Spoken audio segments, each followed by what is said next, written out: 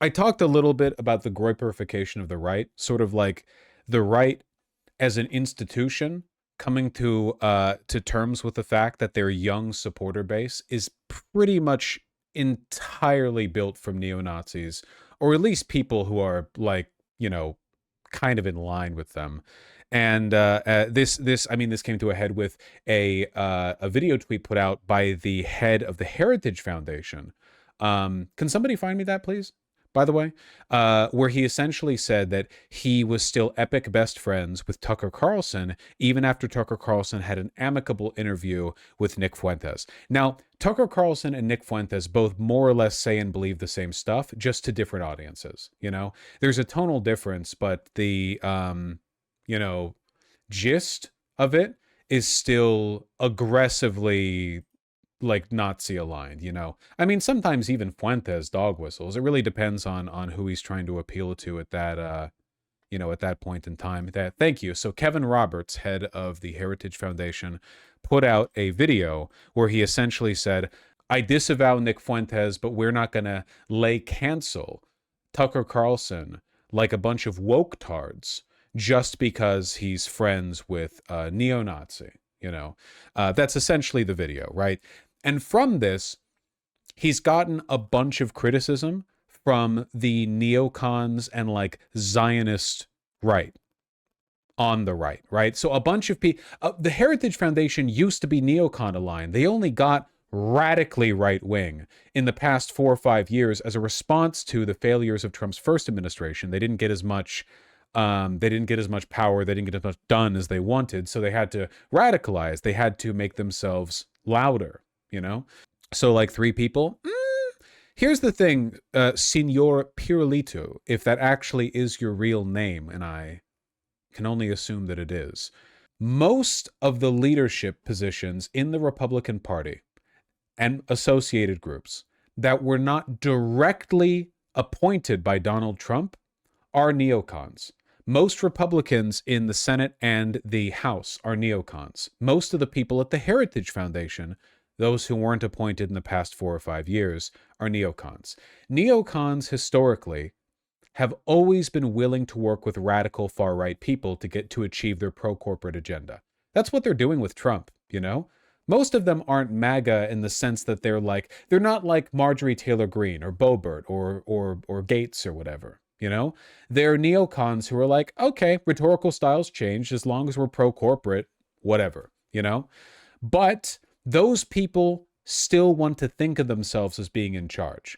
What matters most to them, of course, is like the broader power of the right and the Republican Party, but there's still an element, a very powerful element within these groups of, at the end of the day, Trump is still just a tool that we're using, And I think that the acceptance of Nick Fuentes on the right, who's openly a Nazi, openly anti-Israel, is scary to those people. So yeah, anyway, Kevin Roberts put out that video. Then the next day, he put out this tweet where he elaborated on his endorsement of Tucker Carlson by laying out a bunch of criticisms of Nick Fuentes. Yesterday, I said that I abhorred views expressed by Nick Fuentes and that the best way to fight anti-Semitic ideas was to challenge them head on. I'm going to summarize this, if you'll forgive me. I think this is a situation of, or this is a classic case of one playing with fire. The big money interests, the corporatists and the neocons have been playing with fire for a decade now with the MAGA movement and the insurgent far-right sentiment that has massively grown in prominence alongside it. But at the end of the day, they still want everything to be, status quo. Austerity, anti-regulation, all that business, all that fun stuff. Fuentes replied on X by saying, quote, I don't know what exactly you abhor about my views. Allow me to elaborate because there's plenty to condemn. First, the Heritage Foundation and I denounce and stand against his vicious anti-Semitic ideology, his Holocaust denial, and his relentless conspiracy theories that echo the darkest chapters of history. We are disgusted about his musings about rape, women, child marriage, and abusing his potential wife, because he said he'd rape his wife and so on. He said a lot of wacky stuff. Again, like, I'm remembering, because this actually happened a lot in the 1960s, right? During the Southern strategy with Nixon and such, where Republicans wanted to court the votes of like fanatically racist white Southerners. But they couldn't present that way in Congress. They couldn't present that way in the White House. So they had to like pass it. Nixon was a very racist man, but Nixon didn't want to come across as some like juvenile, idiotic bigot, right? He wanted to come across a lot more refined, more intelligent than that. So he had to develop a strategy whereby you cater to and draw support from those groups through dog whistling without like directly embodying them, you know? And I think that to a lot of neocons, that's been their relationship with neo-Nazis and like Klan types for a while. Very aggressive white supremacists, especially in the South, but broadly everywhere, which is, we'll work with you, but you don't get to set the party brand. We get to set the party brand. You're the outlier we performatively condemn while passively enabling you and bolstering you. You know? You get me. Everything I know about Nixon is from Futurama. He's actually much worse than he's portrayed in Futurama. Fuentes made grotesque analogies to try to cast doubt on the murder of 6 million Jews. Blah blah blah. Yeah. Okay, so the head of the Heritage Foundation doesn't stand with Nazism. Just passively courts it and works with people who align with it. He just doesn't like the optics of openly engaging with it. By the way, this is one of those things that I'm still optimistic on, because I'll put it this way. Nixon's odds at winning the election would have gone down considerably if he had been an open ally of the most vitriolic racist white Southerners. If his brand had been tainted by that kind of like militant bigotry, that like pictures of brutality against black people, of like incredible racism and like like monstrous zealotry, it would have tarnished him. There was an element of like play it back. He had there was a strategy involved, right? I think that it's bad for the Republicans' image that the most aggressive advocates for their ideology are also completely optically unviable. You get me. Former neo-Nazi Richard Hanania says it best here, actually. Yeah, being anti-Nick Fuentes and pro-Tucker Carlson isn't going to work. They both believe basically the same thing about the Jews. You either embrace or reject both. I didn't cover his wake or funeral or whatever they were pretending it was, but the rally that was supposed to be about Charlie Kirk's murder, at it, Tucker Carlson showed up and speculated that the Jews killed him. That's a very common far-right conspiracy theory, that Charlie Kirk was like a covert Nazi, which he was, and that Israel took him out before he could publicly shift his opinion on America's policy with Israel. It's not true, and I think you're an idiot if you promote that idea, but that is what they're jumping on. I know, what a surprise. Nazis find a way to blame Jews for an altercation between two white guys. Isn't Candace Owens saying it? Yeah, and Candace Owens caters to neo-Nazis. You'll never guess who else jumped on this schism. The world's most irrelevant Republican, Ben Shapiro, for many reasons.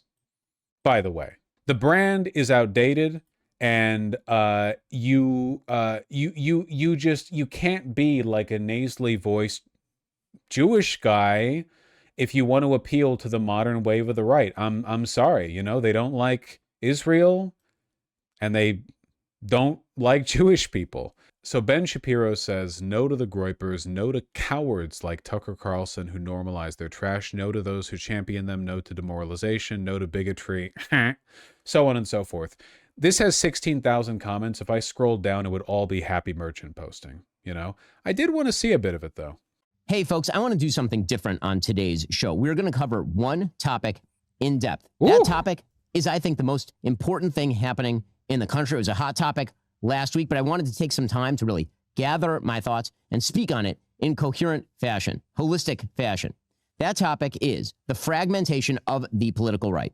Wait, doesn't Matt Walsh say the same thing as Fuentes? Matt Walsh engages in Nazi-esque rhetoric on a lot of subjects, but he hasn't done it as much on Israel and the Jews as Tucker Carlson has.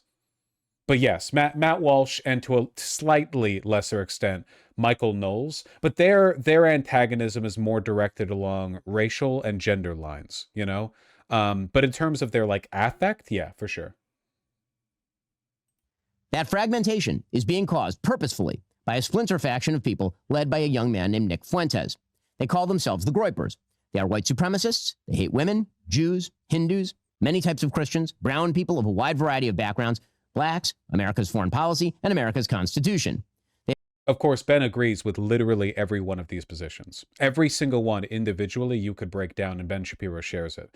The only possible exception to that would be the hatred of Jews, though I would argue that the far-right Zionist Jews are often quite anti-Semitic themselves, what with them constantly accusing pro-humanity Jews, you know, humanitarian, anti-genocide Jews as being bad Jews, right? So, on that one, they take a different angle. But apart from that, his politics really aren't that distinguishable. The main thing that's different is their affect, right? That's always been the thing that's kept Ben Shapiro behind the times, kind of, where he still has this smarmy neocon affect. In reality, his politics are fascist. He continues to support Trump after Jan 6. There's no two ways about it, you know? He calls for a more moderate, more polite fascism, which is ridiculous and internally inconsistent. And I think that's the reason why he's fallen off in popularity. I think he's now much more popular with older people than younger people, which was not the case when he first got big. Admire Hitler and Stalin. And that splinter faction is now being facilitated and normalized within the mainstream Republican Party. The main agent in that normalization is Tucker Carlson, who is an intellectual coward, a dishonest interlocutor, and a terrible friend. And Tucker Carlson last week was aided, abetted, celebrated for normalizing Nazism within the Republican Party by the mainstay organization of the traditional. I don't think they admire Stalin. They both do. They explicitly said so. Fuentes has always liked Stalin. All right, the Heritage Foundation. Now, before we explain what's been happening, let's make one thing clear. This is not about free speech or cancellation. It was never about free speech or cancellation. Free speech has a definition: the right to speak free of governmental coercion. I believe in it, of course. I've always defended it. Criticism of bad speech is, in fact, just a form of free speech. Cancellation also has a definition: the banning of particular people, including people like Nick Fuentes, from platforms like X or Facebook. I believe that Nick Fuentes is odious and despicable, but I've never called for his cancellation, and in fact, I've called for his restoration to those services, despite the fact that I think he's odious and despicable. It is not cancellation to draw moral lines between viewpoints. In fact, we used to call that. Again, Ben Shapiro has explicitly supported the deplatforming and firing of people who support a wide variety of positions that he disagrees with in a wide variety of fields, like, say, gender care, doctors, teachers who are pro-queer, so on and so forth, you know. Not to mention, like, deplatforming and firing everyone on earth for not being pro-Israel. One of the key aspects of conservatism. It is not cancellation to refuse to signal boost Hitler's supporters like Nick Fuentes. It is not cancellation to criticize Tucker Carlson for rhetorically fluffing Nick Fuentes and other anti-American crackpots. Fluffing? It's not cancellation if you urge others to stop promoting those who rhetorically fluff Nazi apologists. Those are all elements of free speech. And anyone who says differently is lying to you, and lying for the most cynical reasons, to misdirect from their own defense of those Nazi apologists and their promoters. The issue here isn't that Tucker Carlson had Nick Fuentes on his show last week. He has every right to do that, of course. The issue here is that Tucker Carlson decided to normalize and fluff Nick Fuentes, and that the Heritage Foundation then decided to robustly defend that performance. Those who criticize both Tucker and Heritage aren't canceling. They are quite properly drawing a moral line. So, for those who don't understand why is he wearing a brown little hat? I don't know much about Judaism, but aren't they usually black? I think they can be any color, right? There's not like a color specific. I think they just tend to wear black because a lot of, I guess, Jews have black hair, right? So it's just like it kind of blends in a little more. But a lot of people wore white and blue ones in BH. What's going on? Let's begin with Nick Fuentes. Now, as I mentioned, last week, Tucker Carlson had on Nick Fuentes. Fuentes is a 27-year-old man who's dubbed himself the leader of a movement called the Gropers. He has a large audience of alienated young white men in particular, and he's earned increased media. A lot of non-white men in there. Overwhelmingly men, but plenty of non-white men. I'll tell you that one for free. attention over the course of the past few years, especially over the last year. Now, from Tucker Carlson's interview, you might have gathered that Fuentes has some borderline views on race, a peculiar obsession with what he calls organized Jewry, and a rather sad relationship with the female sex. But probably you came away thinking that, for the most part, Fuentes lives on the radical edge of normality. You think that if you watch the interview, because Tucker Carlson decided that it was important not only to host Fuentes, but to smooth over his views, water them down, and make them far more palatable to a normal audience. As we'll discuss in a bit, this is what Tucker Carlson does for a living. But back to Nick Fuentes. To understand just what Tucker did here, we must actually examine what Nick Fuentes says on his show, and has said for almost a decade, because he was asked precisely 0 questions about any of what you're about to see by Tucker Carlson. Oh, shit. Are we getting a greatest hits compilation? What is this woke shit? I'm just a little bit darkly charmed by, because what we're looking at here is like Ben Shapiro has dishonestly weaponized an inconsistent standard that he applies to the right and to the left for years and years and years now. You know, it's cancel culture when you do it to me. It's just responsibility and consequences when I do it to you. You know, you're a hateful bigot for not promoting genocide. I'm actually the fair and reasonable one for writing books about how black people are evil criminals who can't take responsibility for their own actions. He's written multiple bad books. He's done so many bad things, guys. He's just like a whiny little bitch, so you forget. He's not as proud of vice signaling as some of the other people. But now he has to do it against the right. He has to do it from like the new wave on the right. The funny thing is, I think in the long term, people like Ben are going to win out, because at the end of the day, people like Nick Fuentes are neither interested in nor capable of running a country, right? They're, you know, histrionic attention seekers, right? They're weird, closeted internet celebrity freak people who want to be called based online and have no plans beyond that. You know, their policies, if ever implemented, would immediately collapse in themselves, but they're never going to be implemented. So who cares, right? Ben could probably run a country. I think it'd be a wretched country, but I think that he would at least take it a little seriously. So I think that in the long run, this is actually the wing that's going to win out, but I think it's going to take a while to get there, you know? Nick Fuentes says women want to be raped. A lot of women want to be raped. And when I say raped, I mean like, that sounds bad when I say it like that. But there's like a lot of women that really want a guy to beat the shit out of them. But also they have to pretend, but part of it is they have to pretend like they don't. Nick Fuentes says that his followers... The most embarrassing thing about that clip is that it is like a 15-year-old's epiphany about women. Like, it is the earliest, how do I put this? This is like, I am 14 and I've just figured out how it all works, you know? You have to be, when you're older, you're so many layers beyond this. I guess he could have been like 10 there. I really have no idea. Should kill, rape, and die in his name. Raise your right hand. All right, everybody raise your right hand. Raise your right hand. Repeat after me. I will kill, rape, and die for Nicholas J. Fuentes. Nick Fuentes says that women are whores who shouldn't be in politics. I mean, the funny thing is, for one, okay, the idea, saying women are whores who don't belong in politics, borderline a mainstream Republican politician position now, but also, so far, all of this is like less morally disqualifying than being even slightly supportive of Israel. Sorry, I don't mean to come across like I'm defending Fuentes here. It's more just that Ben Shapiro is incredibly evil. I've seen a lot of people online who have been like playing that down. They're like, you know, I feel kind of bad for him because the anti-Semitism is rising and he's a Jew. And it's like, buddy, he agrees with like every fundamental political position here, where it's literally just a guy who has been, not just guy who voted for the leopards eating your face party, guy who's been like an active campaigner and has spent decades of his life aggressively promoting the leopards eating your face party, gets like, okay, I get he didn't expect it, but anyway, I'm rambling. I will continue my crusade against women in politics. It's always like this, and it's so ironic. Women are like, I don't like, when you say, I like it, you have to affect the face. When you say to repeal the 19th Amendment, that offends me. That hurts my feelings. It's like, have you ever stopped and considered that maybe if you get offended, there's such a strong emotional reaction to political opinions you disagree with across the board. Maybe that's one of the reasons why you shouldn't be making political decisions. I'm not attacking women. I'm attacking whores. You have no problems, right? I'm attacking whores. I'm attacking sluts. If I say once this is all like really gay, can I not have to repeat it for any future clips? Like, it is a recurring trend, and I'm not exactly the first person to point it out. Can I just like broadly, you know? Stupid, dirty bitches.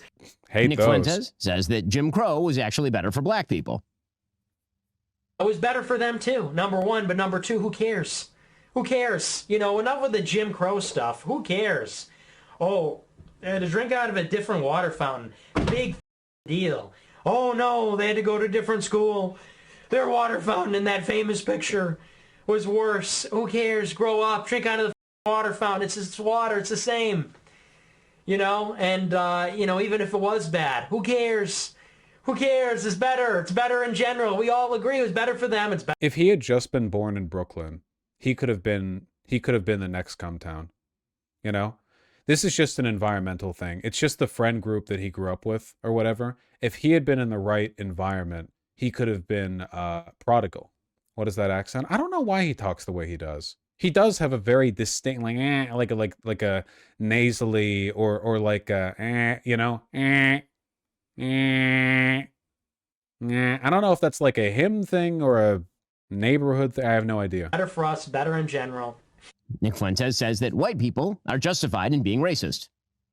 The reason that we talk about this, by the way, I know a lot of black people see this and they go, man, why are you always talking about black people, this and that? I'll say it early so no one comes at me for not. Yeah, no, the sleeves need to be longer. The suit sleeve needs to be longer, you know. It's too short. It's too much. Because there just needs to be some shame here. Well, good, okay shaping though on the chest. I don't like how the lapel looks though. There's a few reasons. First, white people are every single bit justified in being racist. Every single bit justified, to the extent that that means going out of your way to avoid black people when you see them. Nick Fuentes is a Hitler admirer and a Holocaust denier. Buddy, it's how long does this? We'll finish this one, then let's see how long this goes on because I want to see Ben's argument. Her Friday. It is Hitler Friday. Shut up. It is Heil Hitler Friday, nigga. Heil Hitler, all my niggas Nazis. Hitler was a pedophile. Didn't a guy make a song about that? And kind of a pagan. It's like, well, he was also really cool. So, you know, time to grow up. We're not. What's wrong with this kid? Man, again, it's, you know how your political positions when you were 14 were really incoherent because they were mostly based around like either contrarianism directed against your parents, or you had a feeling that like you knew more about one specific thing than other people and you took that to the ballpark. You were like, okay, I know this one thing, so I'm going to base like all my knowledge in the world around it. A lot of people, their political knowledge and their interests and their motivations aren't really like tied to a concrete moral system. In this case, it's just a whole social movement of people who think that good politics is when something is based. You have to think about how based is used, right? Based means like good parentheses in a politically advanced way, right? Like it's good in the context that it advances something I think is politically desirable, right? Because based doesn't just mean good. You can say based when the pizza gets delivered, but I think most people when they say based, they mean like based parentheses, this advances my cause, you know? It's like, and that, conceptually, I think, is basically just the beginning and end of the behavior. I don't think he cares. He likes Hitler. He likes Stalin. He also likes boys and makeup and dressing up and stuff. It doesn't matter. Don't think about it too much, you know? The Nick Fuentes is a mirror being held up to an audience demand. If the audience demand didn't exist, Nick could go anonymous, go move to some, you know, go move to Brooklyn or whatever, and just be like a normal guy. It would take him like 6 months to fully acclimate, and after that, he would probably have like a black girlfriend, and if you ever like talked about his former life to him, he'd like go, okay, come on, seriously though, and he would just like go about his day, you know? I really don't think, it's not subversive, it's not daring, and it's also not like policy, you know? It's just a way of getting attention. I think that's the case for a lot of people who talk politics online. It's really just a matter of how much you care about, in theory, being able to make real changes out of it, real politics out of it, right? Like when I go live, I'm not thinking like, what policies will I advocate for today? What will I pass? You know, I'm here to have a good time for sure, but I do believe in the practice of what I'm talking about, I guess. So yeah, I wouldn't take it too seriously. The overwhelming popularity of this sentiment, it's not entirely like the rise of Nazism in the 1930s, in the sense that back in those days, while there were a lot of your militant brown shirt types, there were also a lot of people who were taking it quite seriously. I think that taking it seriously is pretty difficult when your whole movement is based on like performative anti-empiricism and nihilism, you know?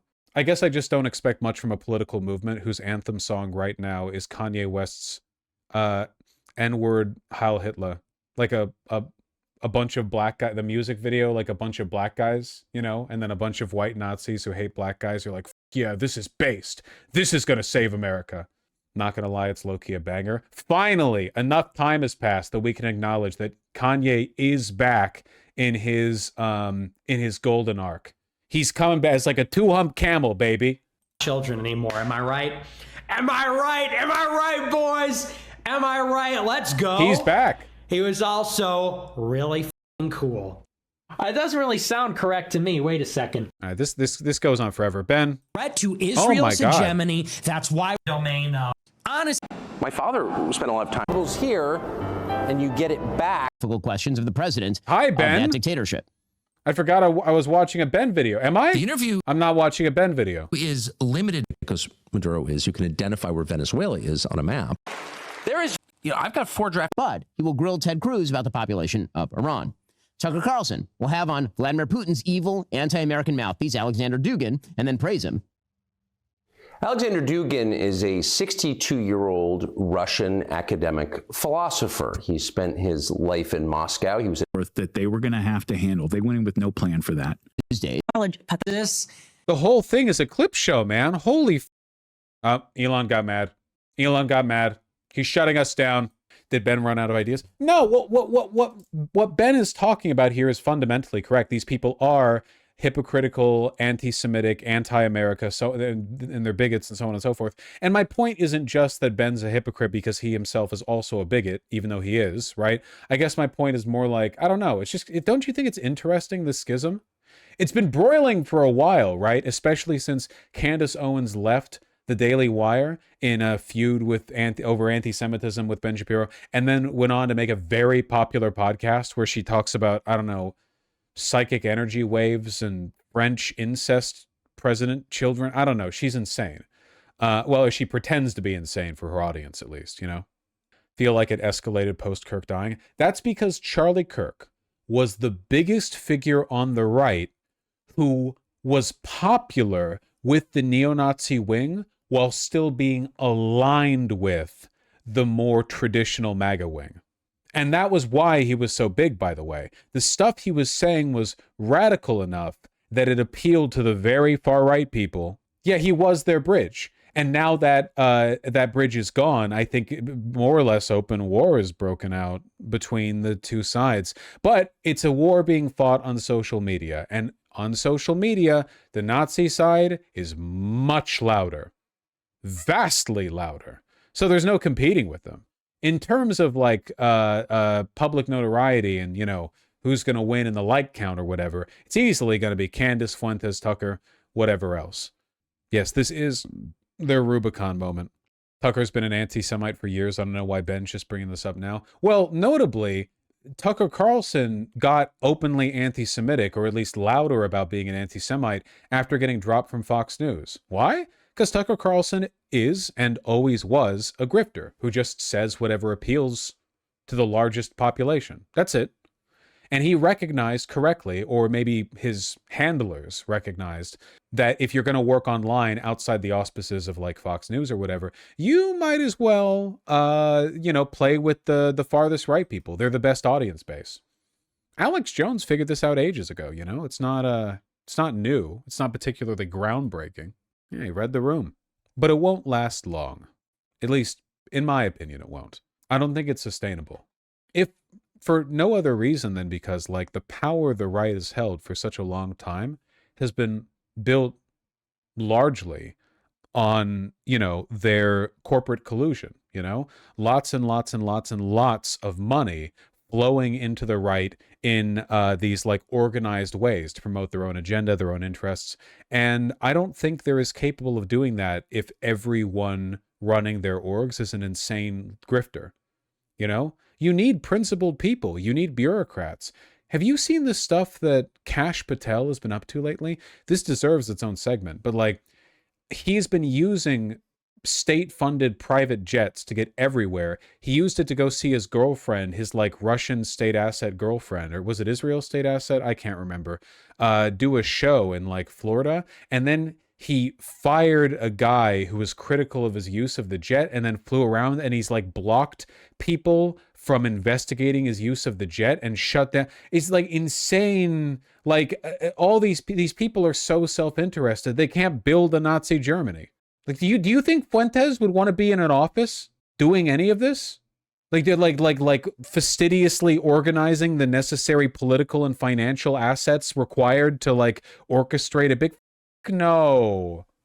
So like the Taliban? Yeah, kind of. Though I think that the average member of the Taliban is probably a lot more principled than the average like right-wing content creator. No, not probably, definitely. Easily, definitely, yeah. 100%. Because I think most of the people in the Taliban would be willing to die for their cause. And I think that the average Republican content creator, if they were given a choice between stick to their principles but be middle class or don't and be wealthy, they'd be like, give me the money. Like, they wouldn't give a shit.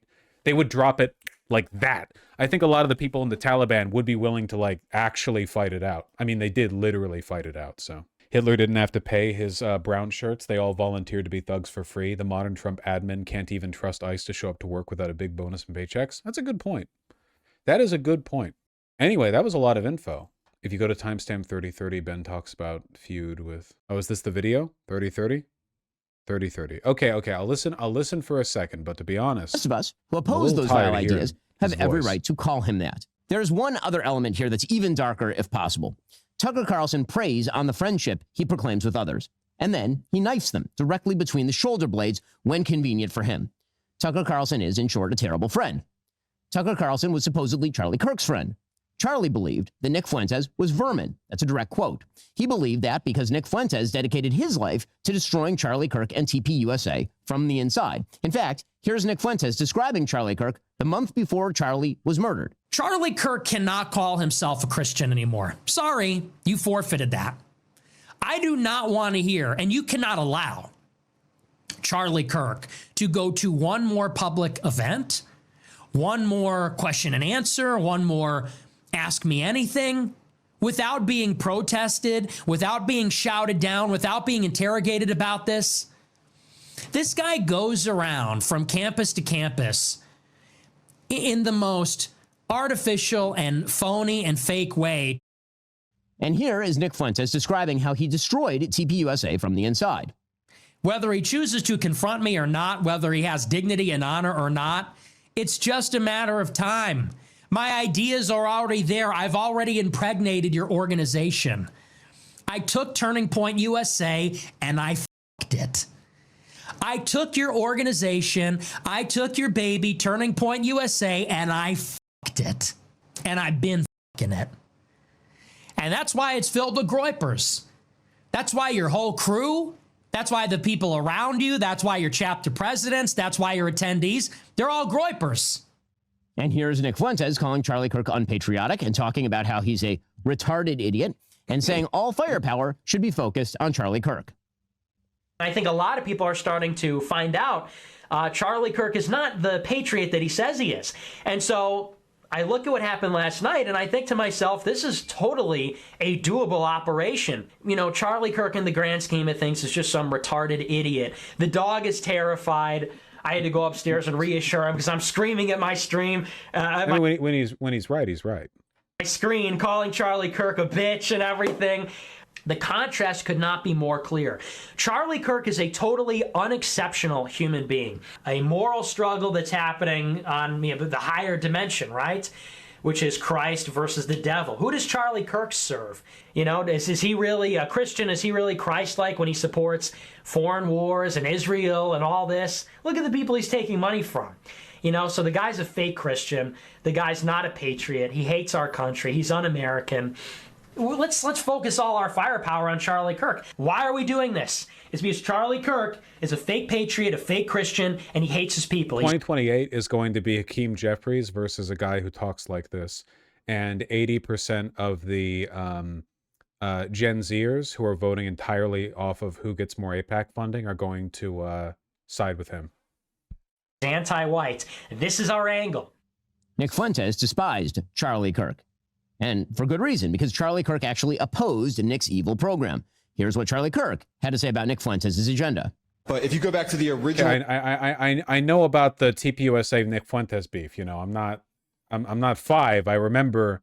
I was there, man. I remember. Founding fathers, they intended this to be a European nation for white men of good stock and character. Can you show me? Let me answer the question. Can you show me where in the United States Constitution it says that? It wasn't in the Constitution. It wasn't in the Constitution because they didn't believe it. The founding... What does the phrase e pluribus unum mean? What does the phrase e pluribus unum mean? Why is that relevant? Because it was on every founding document and presidential seal from our founding, which means out of... If any Democrat used these arguments against Charlie Kirk in one of his like retarded change my mind bits, he would have laughed at them, ignored the question, talked about black crime, or cut them out of the video that he comped together for YouTube. It's one of the reasons why Charlie Kirk kept losing in his beef with Fuentes. It's because Charlie Kirk is a racist. Like, you can't be a racist and cultivate a fan base of racists, and then a slightly more racist comes up and says it openly rather than dog whistling, and you're like, we stand for diversity in this house, sir. I sit and listen when a black woman steps up and speaks. Like, okay, do you, Charlie? You, sir, and your ideology is not conservative. It is right-wing, identitarian. It has no place in the conservative movement, my friend. Get out of line. Get out of line. I don't platform trolls, and I don't platform and I don't discuss people or I don't debate with people that are not good faith actors. And you debate Maoists and people who champion. They can keep on yelling at how successful we are and our big events and well over 1,000 employees, but there's a lot of jealousy out there. We build, they complain. We succeed, we win. They blame the Jews. After Charlie's death, TPUSA made Tucker Carlson one of its chief faces. Tucker, of course, spoke at Charlie's memorial, where he implied that hummus-eating nefarious Jews killed Charlie, with no mention of the ideology of the actual alleged murderer, who was, of course, a trans activist gay furry. Tucker Carlson, in fact, has spent more time... I'm not a bigot like Nick Fuentes. Yeah, no, that guy wasn't a Jew, as implied by Tucker Carlson. He was actually a militant activist for trans people. We're different types. I'm talking about Jews and Israel since Charlie's death than about the Trans-Tifa ideology that motivated Charlie Kirk's killer. By a long shot, it's not close. Which is not a surprise, since he seems to spend very little time these days attacking anyone on the left. Well, now Tucker Carlson has seen fit to launder Nick Fuentes, the person who hated Charlie most and who wished him destruction. That's not an act of friendship, it's an act of sick evil. And then, of course, there's Tucker Carlson's relationship with the vice president. Certainly, Vice President Vance has been quite generous with Tucker Carlson. That loyalty was not reciprocated last week, to say the least. Here, for example, is what Nick Fuentes has said about J.D. Vance's wife, Usha. Andrew Tate and Bronze Age pervert and all these people. Hold on, I said I would stop. Said I would stop watching this. It's quite repetitive. For years, all they talk about is going to the gym, being a vitalist, fighting the Matrix, India smells bad, all this kind of shit. And now they're all in favor of a fat race mixer who's married to a Jeet who named his son Vivek, who was mentored by a Jewish neocon and a gay fed, Peter Thiel. This guy has a non-white wife and a kid named Vivek. This guy is going to be a defender of white identity? I don't think so. This guy's going to defend American identity. Nick Fuentes, of course, is probably not the best person to be pulling this argument. The like only pure white Aryan super straight males should be leading the vanguard. You know, he's a little compromised himself in that regard. Now, I wouldn't call him a Fed. I'm not Tucker Carlson. I wouldn't call him a Fed, though. You know, that's fair to align. You know, to direct towards Vance and his mentor. But Identity. You slammed J.D. Vance for having an Indian wife, yet Trump's wife is an immigrant who was working here illegally for a time. His son is half foreign, bilingual, and holds dual citizenship, yet you give him a pass. You're either a hypocrite or just retarded. She's white. Dude, she's white.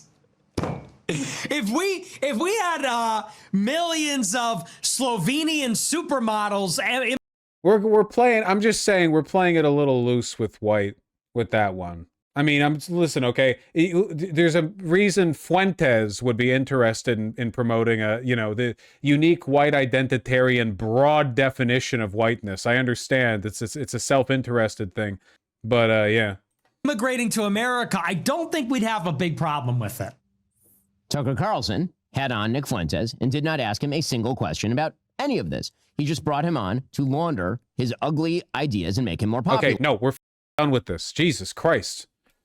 It's going on forever. The only reason it's going on is because it's funny watching a bigot like Ben Shapiro try to sneer and do this you at a bunch of highlight reels of another bigot being funnier than him. Like, that's the distinction to me, man. You both believe the same shit. Fuentes is just funnier than you. Yeah, captivating like a car crash. Listen, you're Jewish, he's Mexican. Can't we all get along? Zaran posted his final ad. Their Israel opinion might differ slightly, lol. Yeah, and their position on whether or not America should support Israel is unfortunately one in which Fuentes is objectively morally correct. Now, his reasons for not supporting Israel, I do not think are in fact objectively morally correct. But you know, that being the big distinction does not play to Ben's favor. Not even a little bit.